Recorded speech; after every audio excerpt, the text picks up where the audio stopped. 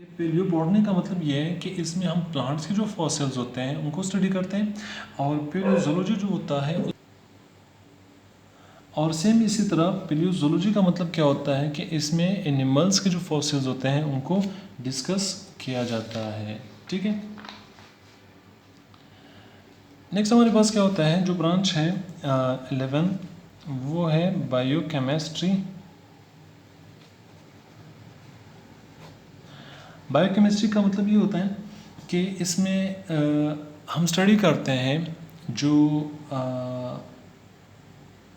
बहुत सारे chemical reactions होते हैं एक एनिमल्स के बॉडी में, चाहे वो प्लांट्स के होते हैं या एनिमल्स के होते हैं। यानी जो एक केमिकल एस्पेक्ट्स की बुनियाद पर हम क्या करते हैं कि किसी भी ऑर्गेनिजम्स को उसको स्टडी करते हैं। यहाँ पर सबसे अहम चीज़ होती है जिसको मैं आप लोगों को बताना चाह रहा हूँ कि फॉर एग्ज़ाम्पल एक केमिकल रिएक्शन है जिसको हम कहते हैं मेटाबॉलिज्म। क्या कहते हैं? मेटाबॉलिज्म। मेटाबॉलिज्म एक केमिकल रिएक्शन है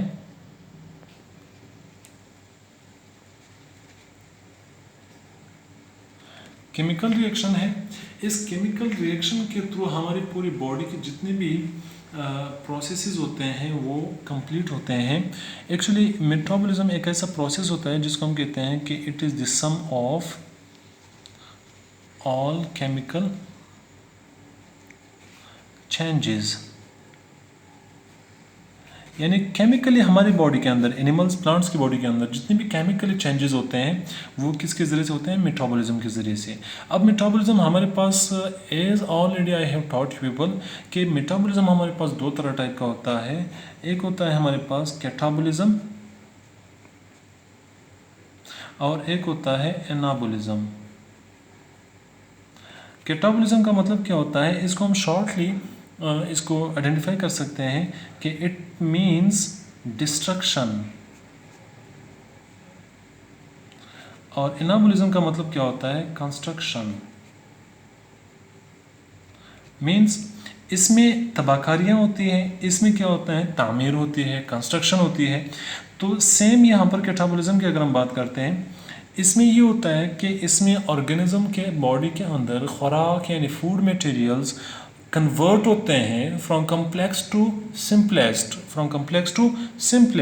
यानी फॉर एग्जांपल इसमें अगर जो खुराक हम खाते हैं उसकी ब्रेकडाउन हो जाती है और ब्रेकडाउन के नतीजे में जो भी चीज़ हमने खाई है वो कॉम्प्लेक्स से सिंपलेस्ट में कन्वर्ट हो जाती है। यानी convert from complex to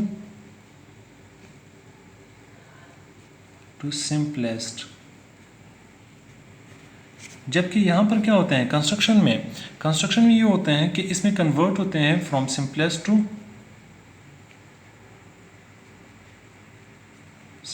to complex.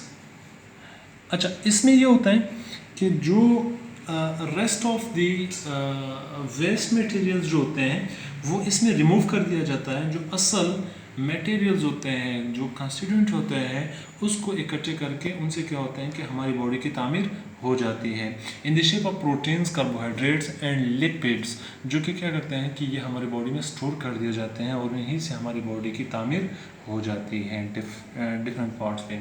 Next हमारे पास है ब्रांच बायोटेक्नोलॉजी।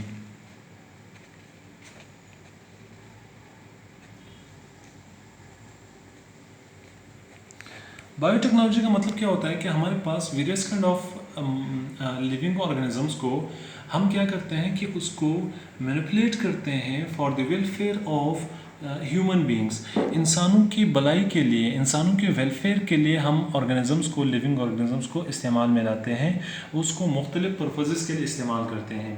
जिस तरह फॉर एग्ज़ाम्पल अगर हम देखें हमारे डेली लाइफ में हमारे जितने भी बेकरी के जितने भी आइटम्स होते हैं उसमें हम क्या इस्तेमाल करते हैं? यीस्ट इस्तेमाल करते हैं। यीस्ट बाय नेचर क्या होता है? फंगस होता है। ठीक है, इसी तरह आप लोग घरों में जो हम आटा खमीर करते हैं, आटा आप लोग गूंथते हैं तो उसके अंदर जो खमीर आप लोग डालते हैं जिसके ज़रिए से आटा क्या होता है वो खमीर बन जाता है, वो भी किसके ज़रिए से होता है? यीस्ट के ज़रिए से होता है। यीस्ट क्या होता है? वो हमारे पास फंगस है और फंगस एक माइक्रो ऑर्गेनिजम्स भी होते हैं हमारे पास। ठीक है, अच्छा सेकंड क्या होता है कि इसी तरह बहुत सारे हमारे पास बैक्टीरिया है और फंजाई है जिससे हम क्या बनाते हैं, एंटीबायोटिक्स बनाते हैं। अब इसी एंटीबायोटिक्स को हम for the welfare of human beings, यानी जब हमारी बॉडी में मुख्तलिफ़ किस्म के डिजीज़ कॉज करते हैं बैक्टीरिया या फंजाई, तो उस बैक्टीरिया और फंजाई के अगेंस्ट हम दोबारा से इन एंटीबायोटिक्स को इस्तेमाल करते हैं। अब क्वेश्चन यहाँ ये अर्ज होता है कि बैक्टीरिया खुद माइक्रो ऑर्गेनिज्म है और फंजाई खुद है, ये डिजीज़ कॉज करते हैं, तो इसको हम एंटीबायोटिक्स के तौर पर कैसे।